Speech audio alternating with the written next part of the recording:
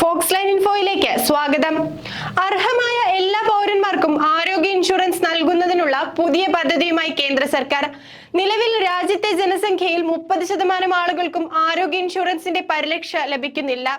കുടുംബത്തിലെ ഏതെങ്കിലും ഒരു അംഗത്തിന് രോഗം വന്നാൽ കുടുംബത്തിന്റെ സാമ്പത്തിക ഭദ്രത മുഴുവൻ തകിടം മറിയുന്ന സാഹചര്യത്തിലാണ് അർഹതയുള്ള ദുർബല വിഭാഗത്തിൽപ്പെടുന്ന ആളുകൾക്ക് ഇൻഷുറൻസ് ഉറപ്പുവരുത്തുന്നതിനുള്ള തീരുമാനം സർക്കാർ കൈക്കൊണ്ടത്. 12,000 കോടി രൂപ ചിലവിട്ടുകൊണ്ടാണ് രാജ്യമെമ്പാടുമുള്ള ആളുകൾക്ക് വലിയ ആശ്വാസമേകാൻ പോകുന്ന പ്രധാനമന്ത്രി ജൻ ആരോഗ്യ യോജന പദ്ധതി തുടക്കം കുറിക്കുന്നത്.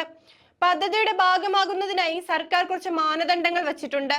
റേഷൻ കാർഡിൽ പേരുള്ള 70 വയസ്സ് തികഞ്ഞതോ അതിനു മുകളിൽ പ്രായമുള്ളതോ ആയ ആളുകൾ, അംഗനവാടി ജീവനക്കാർ, ആശാ വർക്കർമാർ തുടങ്ങിയവർക്കാണ് തുടക്കത്തിൽ പദ്ധതിയുടെ ഭാഗമാകാൻ സാധിക്കുക.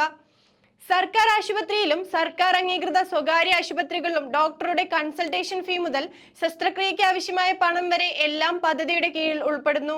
10 ലക്ഷം രൂപ വരെ ചികിത്സാ ആവശ്യത്തിനായി ലഭിക്കുന്നതാണ്. കേന്ദ്ര സർക്കാരിന്റെ ആയുഷ്മാൻ ഭാരത് പദ്ധതിയാണ് ഇപ്പോൾ പ്രധാനമന്ത്രി ജൻ ആരോഗ്യ യോജന എന്ന പദ്ധതിയായി മാറ്റിയിരിക്കുന്നത്.